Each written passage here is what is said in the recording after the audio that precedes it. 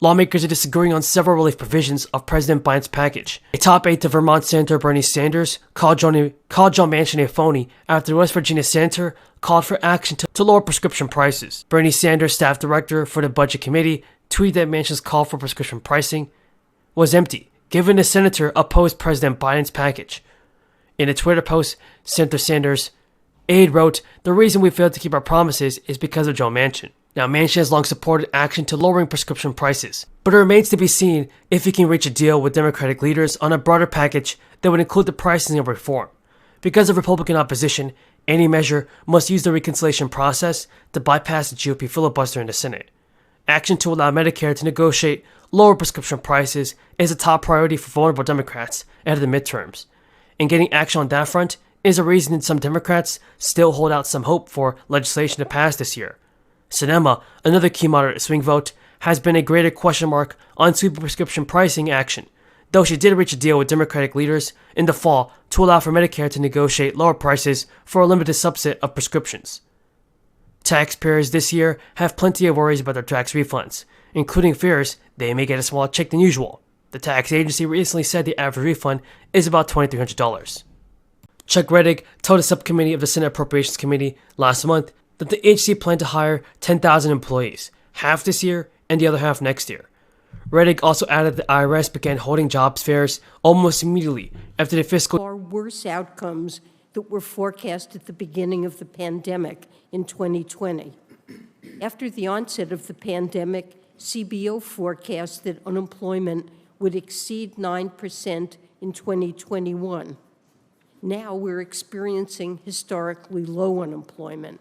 We're also witnessing sharp reductions in the budget deficit, with CBO recently forecasting the largest nominal reduction to the federal deficit in history. According to their projections, the deficit as a share of the economy this year will be at a lower level than CBO projected before the American Rescue Plan passed. Still, we currently face macroeconomic challenges. With the midterms coming up and a new inflation estimate scheduled to be released next week, the White House is now making deficit reduction a core part of its intense effort this month to convince voters of the economy, and that the economy is getting better. It marks a pivot, that is. Biden campaigned on wanting to be a transformative president. He pushed for massive spending packages throughout the 2021 year, and played down concerns of inflation to boost these proposals. But now the president sounds more cautious about big government spending. The pivot started at his State of the Union speech earlier this year, and during his speech, Biden said, "My plan to fight inflation will lower your cost and lower the deficit." By the end of this year, the deficit will be down to less than half of what it was before I took office. Inflation has gotten steadily worse and stayed high since then. Biden rolled out a three-pronged approach, one being deficit reduction to wrangle inflation. He's also discussing the deficit in speeches and addressed the country about it again earlier this week. The federal deficit is the amount of money the federal government spends in a year's budget beyond what it has collected in revenue. The shortfall gets added to the country's total debt, and the United States has run up a budget deficit every year since the early 70s. It ran its largest deficit over the years of 2020 and 2021 because of the crisis. So as unemployment dropped, the nation's overall economic recovery sped up over last year. The deficit dropped in 2021. An even bigger drop projected is by the end of 2022 this year. Over the last few months, Biden has taken credit for this drop in the deficit in his State of the Union address. As gas prices remain record highs, New York has become the last state to suspend its gas tax in an effort to give drivers some relief at the pump. The suspension of the 16 cents per gallon tax runs from June 1st through the end of the year. The national average for a gallon of gas hit $4.62 for regular unleaded gas on May 31st. Diesel gas prices hit a record high on May 18th at $5.58 per gallon. In New York, gas prices hit a record in late May as well, at $4.93 a gallon. The climbing prices comes as millions of people are set to hit the road on vacations over the summer. At the federal level, the Biden administration, at the end of March, announced the release of 1 million barrels of oil. Folks, there is some good news for the monthly benefits. Lawmakers are now urging Biden to pass an executive order that would help out Social Security beneficiaries.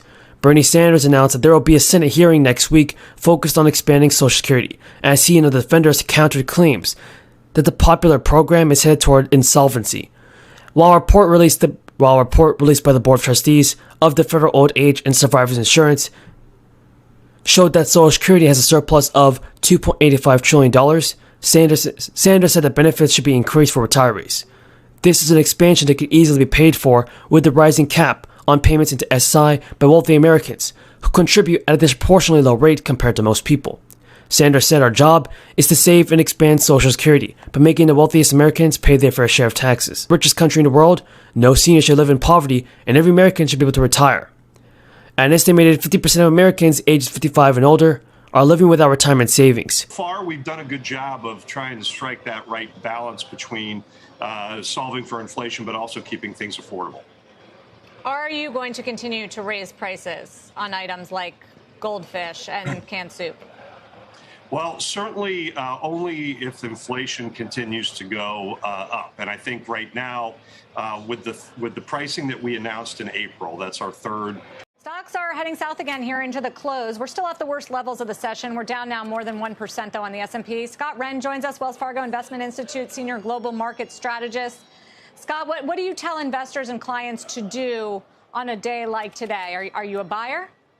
Well, I tell you, Sarah, you have to have an outlook that's longer than 3 or 6 months if you're going to be a buyer in stocks here. Really, since the beginning of March, we've been reducing risk in portfolios, particularly for people who have a very short-term view, or they have a cash liquidity need over the short term. But if you're is never acceptable, Senator Booker.